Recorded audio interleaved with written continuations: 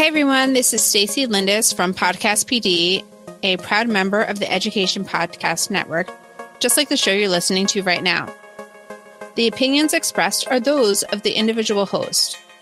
Make sure you check out all of the other great podcasts at edupodcastnetwork.com and get ready because the learning begins in 3, 2, 1.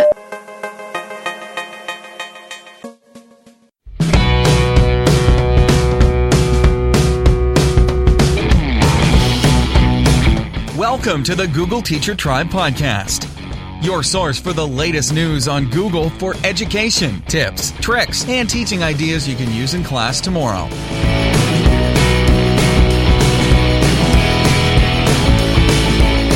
And here are your hosts, Matt Miller from DitchThatTextbook.com and Kasey Bell from ShakeUpLearning.com.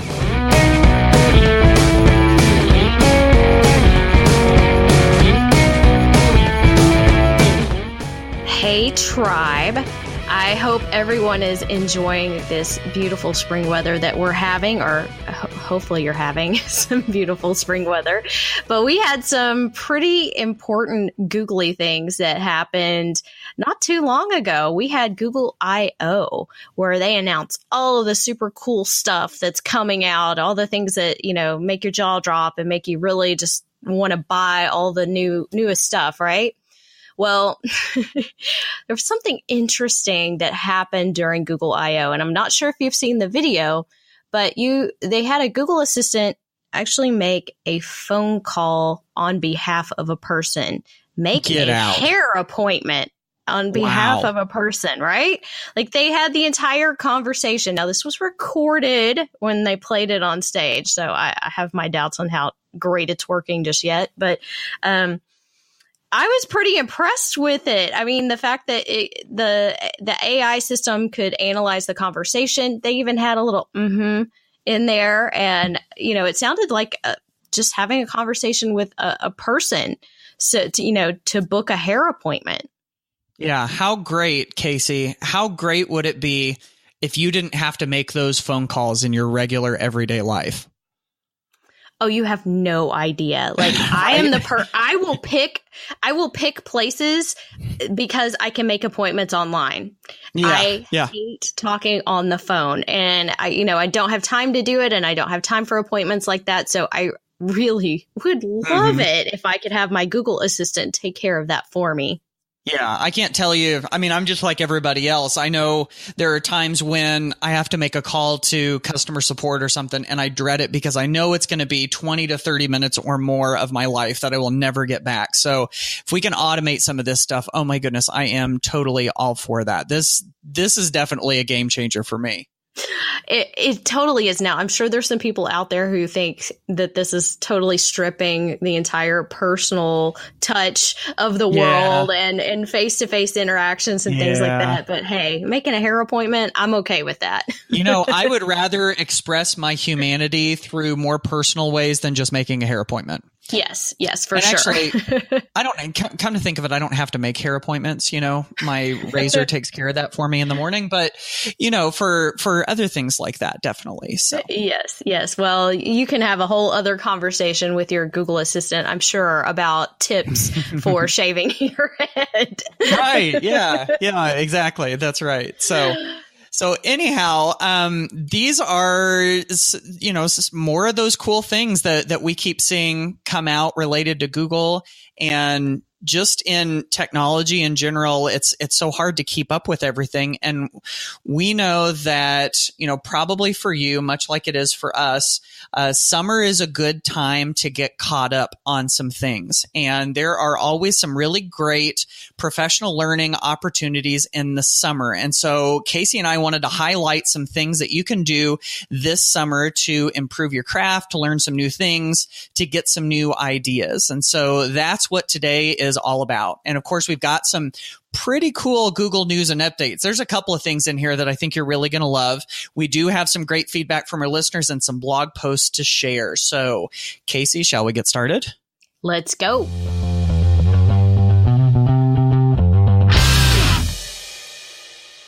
Okay, y'all, let's jump into some Google news and updates. So some of these updates are, again, coming from Google I/O that we mentioned earlier, and we've got tons of links in the show notes for you. But this first one that I'm going to share is right at the top of my nuzzle right now and pretty much rocking social media.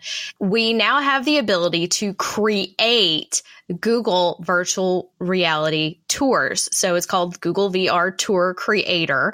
And so we can do this. Our students can do this. And if you go check it out, it's pretty awesome and pretty easy to use. We've been told for a while that this was coming, and the ability to create things. You know, we've had Google Expeditions now for a while, and the numbers of use since 2015 is pretty staggering. It's more than 3 million students have traveled through virtual tours using Google Expeditions.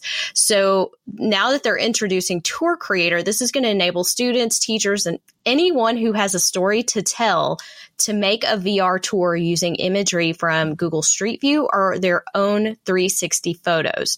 So again, we're shifting into that whole 360 world. And the tool is designed to let you produce those professional level VR content without a huge learning curve. So they're trying to make it accessible. Of course, it's from Google and it's a free tool. But once you've created it, you can publish it to Poly. And Google has a library of 3D content from Poly, and it's easy to view. And you can open that link in your browser or even view it in Google Cardboard. So not only are we pulling expeditions into the classroom now, but now we can create our own, and better yet, students can create.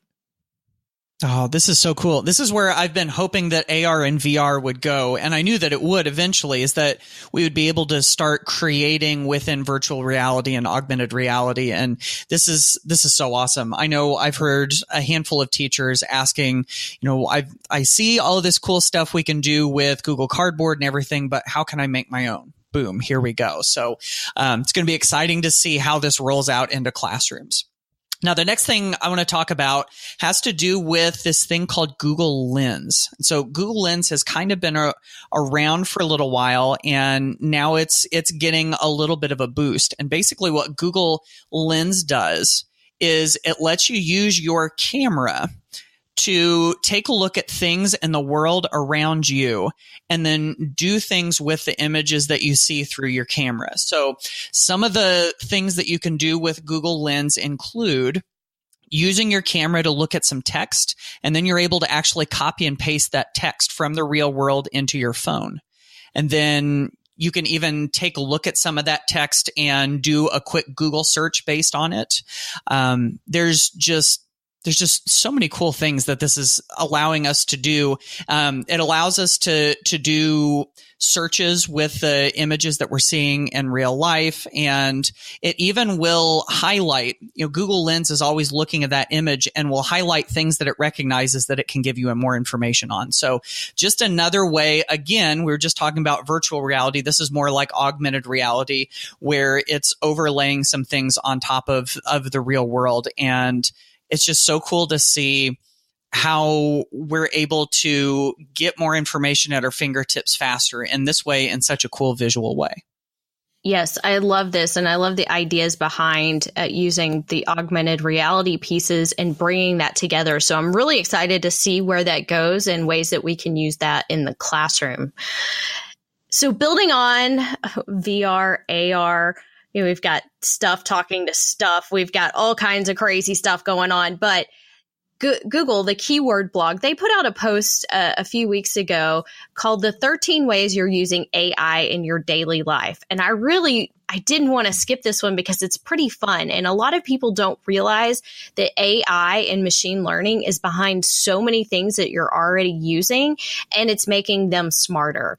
So, you know, is some far off science fiction kind of thing that we tend to think of, like, you know, Lost in Space, if anybody is with me on this one. But it's actually behind a lot of the things you encounter in daily life. So we are actually training our software by the actions that we do. So for instance, in Gmail, the more that you mark things as spam, the smarter it gets, and it knows how to get rid of the things that you don't like in your inbox, right? And that's just a tiny little example. Everybody needs to get rid of a little more spam in their life, right? Yes. But they've broken this down into categories, and I definitely can't cover all 13, but there's some fun stuff right at the top. And it says, search for dogs or hugs in your Google Photos library to find your favorite furry friends and non-furry moments. Even if you haven't captioned any of your photos, Google can surface the ones that have the object or action you're looking for. You can also try Google Play Music, and it delivers personalized recommendations to play the right music for any moment. I love it. I love it. So yeah, I'm always looking for something that's going to, be a little bit smarter and help predict the things that I need when I need it. I think this is kind of funny that in our first 3, we have gone all over the alphabet soup. And so the next one, not so much. I don't know. I'll see if I can come up with an acronym that we can fit into this next one. So this next one has to do with a playlist, a YouTube playlist put out by Google for Education. And so not too long ago, the State Teachers of the Year were announced, and then the National Teacher of the Year was announced here in the United States. And they were able to get together with Google, and they had a whole bunch of these little short videos shot of them talking about a variety of different things. So you have 36 videos in this playlist. If you haven't seen this playlist, it is really, really pretty cool. So there are all of these little short videos, maybe a minute or a minute and a half, of all of these State Teachers of the Year talking about a variety of different things related to students. And so within this 36 video playlist, you can literally go click on any one of them and get a teeny tiny little morsel of inspiration for your day. So if you're looking for some inspiration to get you through the end of the school year, you've got 36 videos here. You can just click on one right before your day starts, listen to one, and then get that little boost of inspiration. They got things like on supporting students unconditionally, on students as teachers, on the social aspects of teaching, on, just a variety of things, the future of education. So definitely go check this playlist out on National Teachers of the, Teachers of the Year. That's TOY. There's another acronym we're adding to the alphabet soup. Yes.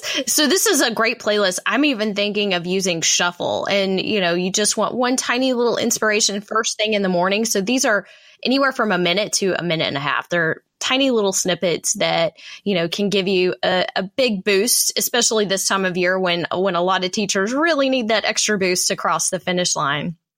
Now, I'm going to move on to something else, which is something that is making Gmail smarter. Okay, so you can write emails faster with Smart Compose in Gmail. So what they're introducing here is email that makes it easy to share information with just about anyone, but drafting a message, can sometimes take time. And if you're like me, I'm like, typo, got to turn back. And what it's going to do if you use Smart Compose is suggest complete sentences in your emails so that you can draft them with ease. And it's going to operate in the background. So you can write an email like you normally would, but Smart Compose is going to pop up and offer suggestions as you type. So last year they introduced Smart Reply. And if you haven't been using that, I love that feature. So it's really easy. If someone's just confirming something, it'll give you like 3 or 4 phrases to reply. That's great. Thank you. Thank you. I'll talk to you later, whatever those little snippets or phrases are. And so now they've gotten even smarter in terms of composing emails. So again, just something to make our lives a little bit easier. I think we have a theme. Yes, I think so. That kind of ties back to Google Lens and having Google make our phone calls for us. And now to make it a little easier to respond to all of that email without using so much brain power, I'm all about that. And of course, if you want to find out more about any of these things that we're talking about, you can head to our show notes at googleteachertribe.com/55.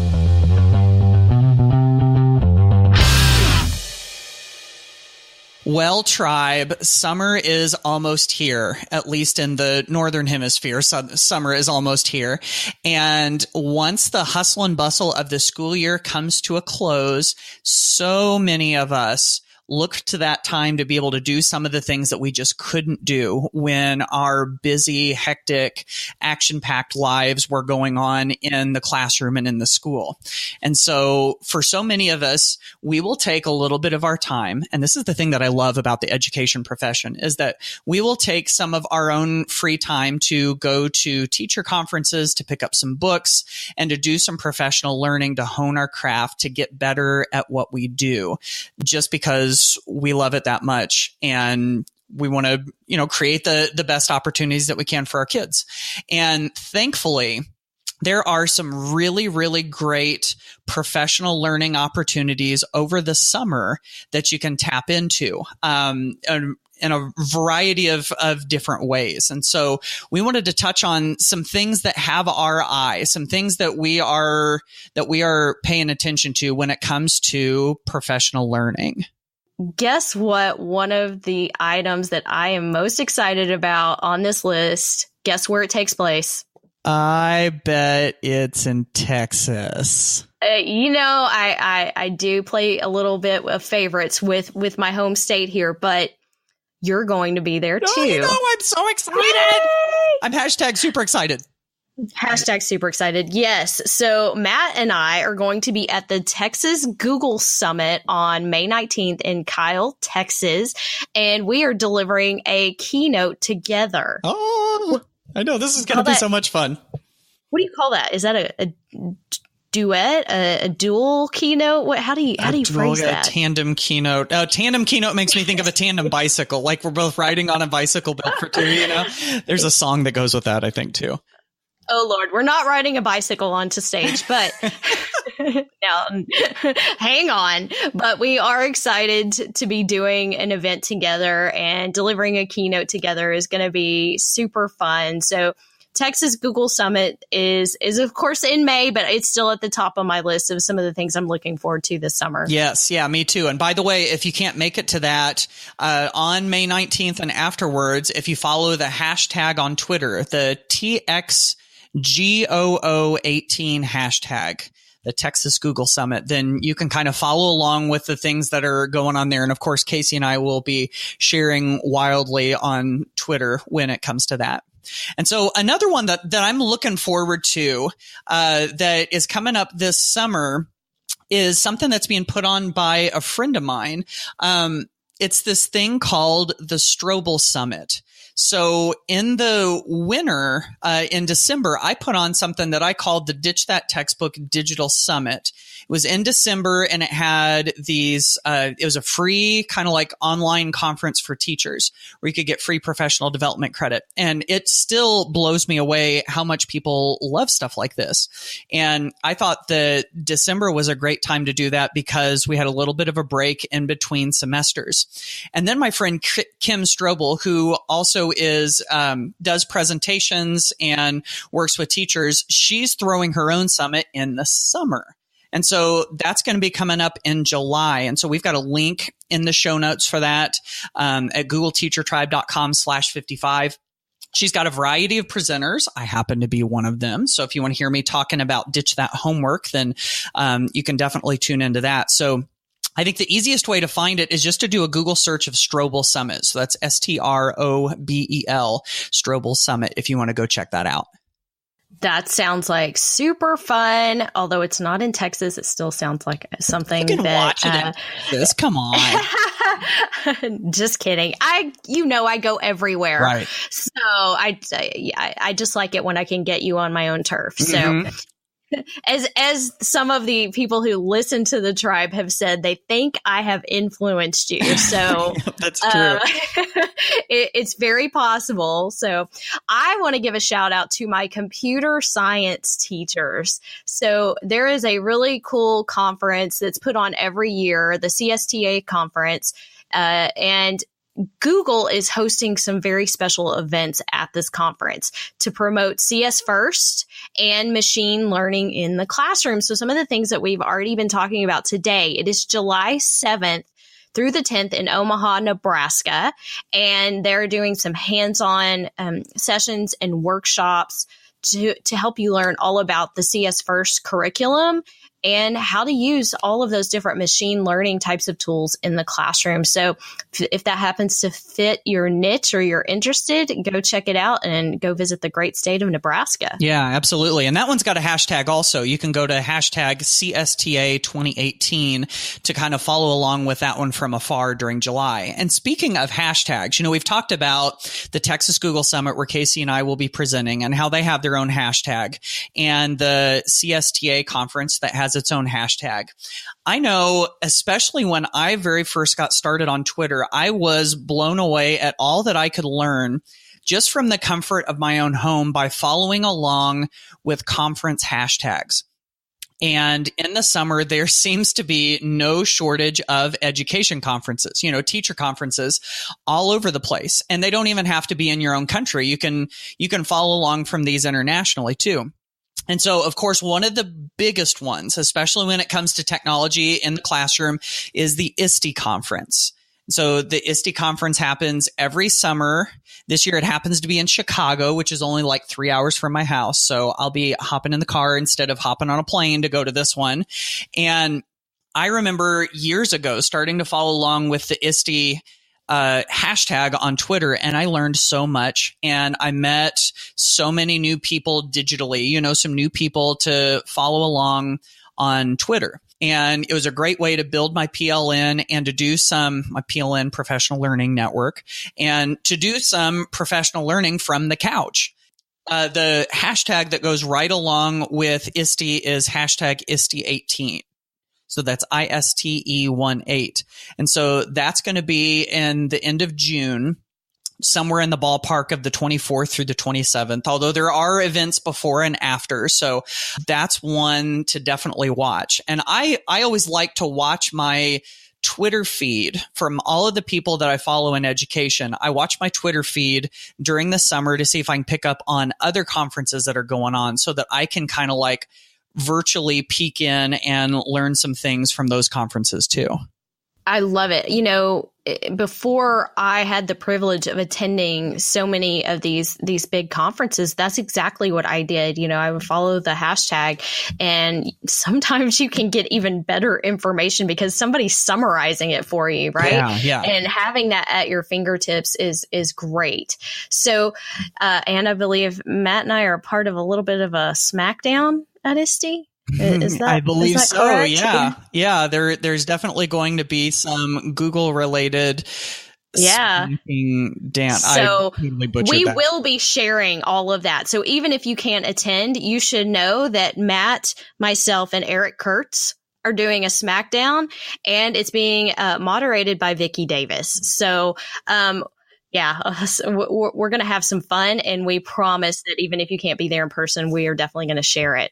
Yes. So some of the other things you may want to consider as you're looking at your summer, and especially because, hey, guess what? You want to relax. You want to actually chill out and take some time to do stuff for yourself. And one of the best ways to get some learning whenever you want it is some online courses. And so there are lots of different ways to get free online courses, to get paid online courses, and to increase your learning, take your skills up a notch. So Matt and I both are introducing some online courses. I've got a few that I will have in the show notes for you at googleteachertribe.com/55. But I do want to tell you specifically, if you are interested in becoming Google certified, I have the level 1, the level 2, and the certified trainer courses all open up for enrollment on May 28th. So if you're interested in getting Google certified, whether you want to do it with me or you want to do it on your own, this is a fantastic time to do it. Over the summer, go to the Google Training Center, and you can really up your game with using Google tools in the classroom. If you're looking for a place where you can get all of that information that you'll need to get those certifications, this is definitely a great place to go. I am, like Kasey said, I'm also diving into the whole online course world, and there's a couple of offerings that I've got going on. I'm going to be putting out a free 3-video series on using technology to boost learning, to amplify learning. You know, sometimes it feels like we use technology and it's just kind of like the fairy dust that we sprinkle over what we're doing. But then there are other times where the technology really brings the learning up to another level. And so I've got this 3-video series that is going to start on May 14th and is going to run all through that week. So that's something that you can check out by going to ditchthattextbook.com/series. And that is something that you can check out. And that's going to be leading up to my brand new video course, which is called Tech to Learn. And it goes right into those same things. It gives you some specific ideas of how technology can actually be used in the classroom to really boost and amplify that learning. You know, like what is it that we can use technology to do to really move the needle for learning? We've got some specific examples, some inspiration to help you find what works for you in your classroom. So we've got links to all of that stuff in the show notes, like Kasey said, at googleteachertribe.com/55 if you want to check any of it out. I just wanted to add one more quick thing because I am a firm supporter of the Ed Camp movement. And so if you've never attended an Ed Camp, we've got a link in the show notes as well. But Ed Camps are free. They are open to any educator. So it is a great resource for you to go learn, and you get to learn what you want to learn. It's completely participant driven. So it's a very unique experience. And I know I posted the question on my Facebook group the other day on how a lot of people were going to learn over the summer, and Ed Camps kept popping up over and over. So I don't want to let that fire die. So if you've never tried, go try an Ed Camp this summer.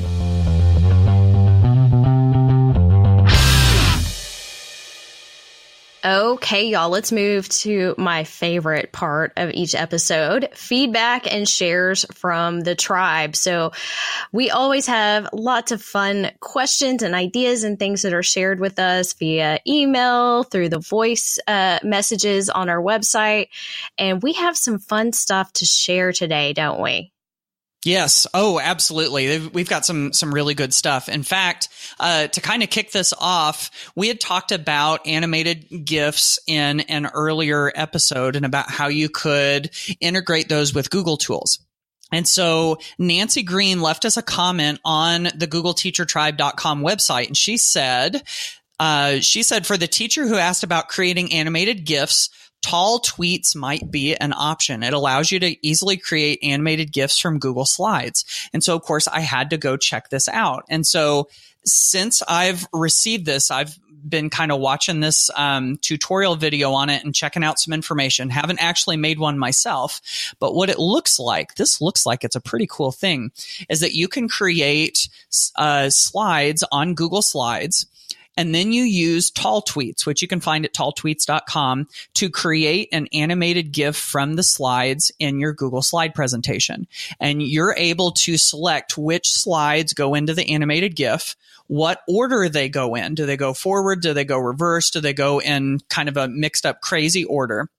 And then once it's done, it creates this animated GIF directly from your slides, which you can download onto your device, or you can share it in a tweet or whatever. There's a variety of things that you can do with it. And so this is, one of my favorite things about slides is how versatile it is. What is it that we call it? Is that the Swiss Army knife, Kasey? Yes. Yeah. The Swiss Army knife. Exactly. So this is yet another, now I'm really working on that metaphor here. This is like the scissors, or like you're adding a new extra kind of knife or something to the Swiss Army knife with tall tweets, because now you can take all of these and turn them into an animated GIF. Super cool. Scissors. I'm cracking up. It's like we moved on from the squirt to like one of the bigger ones. Do you know the versions of the Swiss Army knives? What was that one called? There was one that was like a little, well, and I may be mixing, somebody's going to correct me. I'm sure I may be mixing up my the different knives, but anyway, yeah. And guess what I'm going to talk about?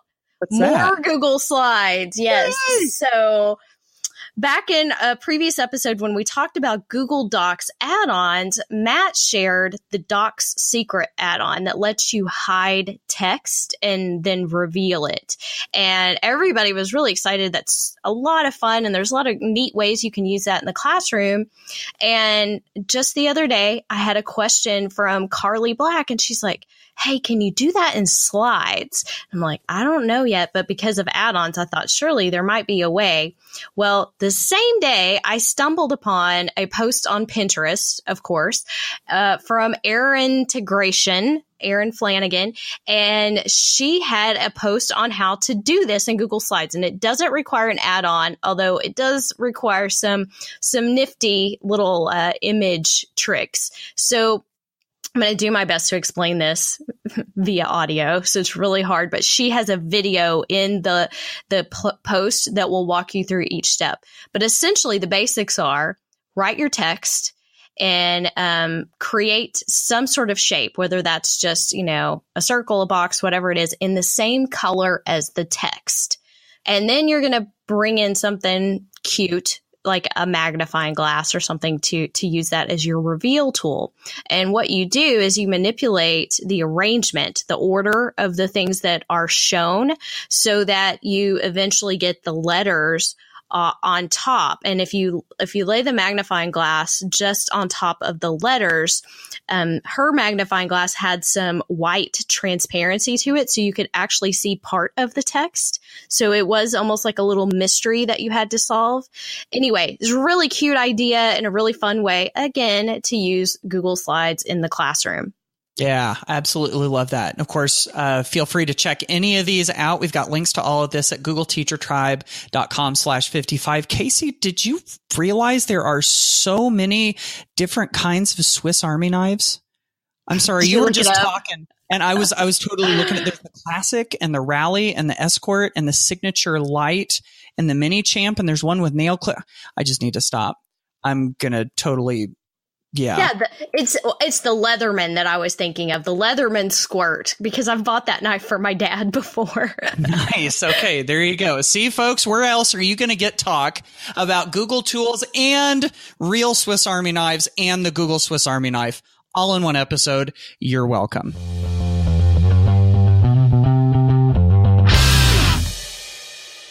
Well, before we wrap this episode up, we got a couple of blog posts to share with you. And one of them I wanted to share came from a recent Ditchbook Twitter chat.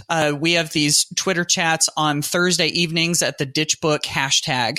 And what I've started doing with a lot of those is curating not all of the tweets, but a lot of the really good tweets from these chats into a blog post. And so that blog post from this last week has a title that I think this is turned out to be a pretty good post. It's 30 plus ways to ditch that textbook, ideas for teachers by teachers.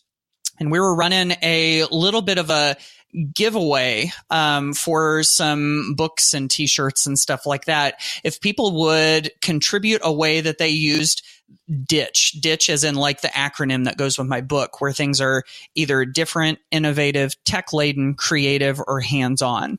And so there were tons of really good ideas, and we pulled some of the best ones together into this curated list of tweets. And so we've got a link to that in the show notes if you want to go check it out. If you're looking for some inspiration here at the end of the year or something cool to do before that last day of school, then there are tons of ideas.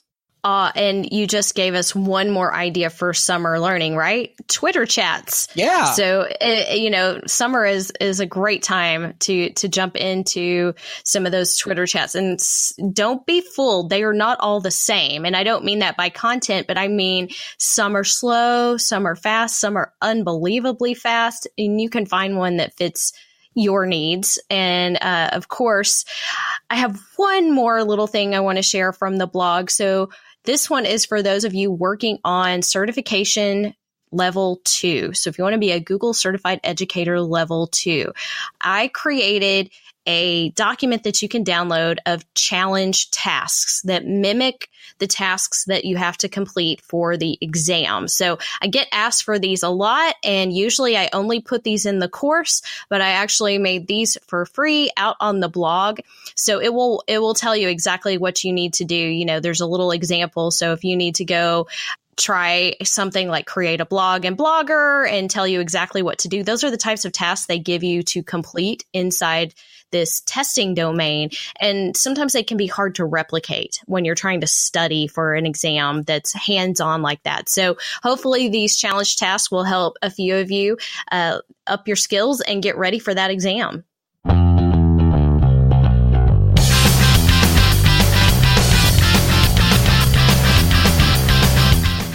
Whoa, I'm on overload looking back at what we just covered and trying to summarize all of the alphabet soup, the AI, the AR, the VR, the machine learning, all of the summer learning that you could possibly think of, and some fun stuff from the tribe. So we hope you have enjoyed this episode and that you're all ready to try some new things in your classroom tomorrow. And of course, we love to hear from you. This is our favorite part about the tribe, is that it really is a tribe. So we love to hear your voice whenever you go to googleteachertribe.com and you leave us a voice message that we can use. We love to hear you on Twitter on the GT Tribe hashtag.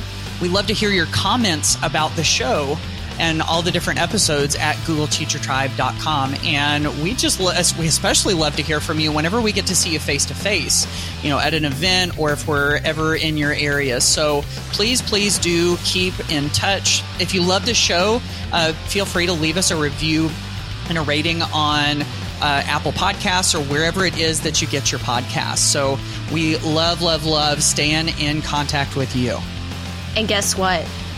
What? There's only 2 episodes left. Oh my goodness. Wow. It is almost that time, isn't it? Yeah. Season 2 is almost over. So you have 2 more episodes after this one before we take our summer break. And then we'll pick back up with season 3 in the fall. Yes. We are looking forward to those last 2 episodes and recharging for season 3. So until then, we will see you on the next episode of the Google Teacher Tribe podcast. Bye, y'all.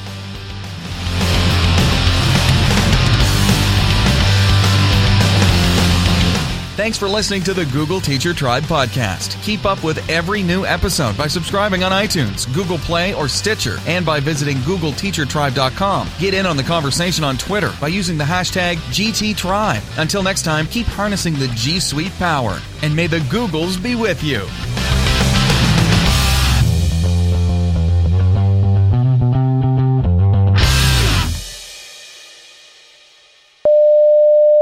I totally messed that up. You can listen to us and continue to listen to us. You can listen to us and just listen to us. And when you're done listening to us, you can listen to us some more. Chris, keep fix listening. that. What else do I need to say?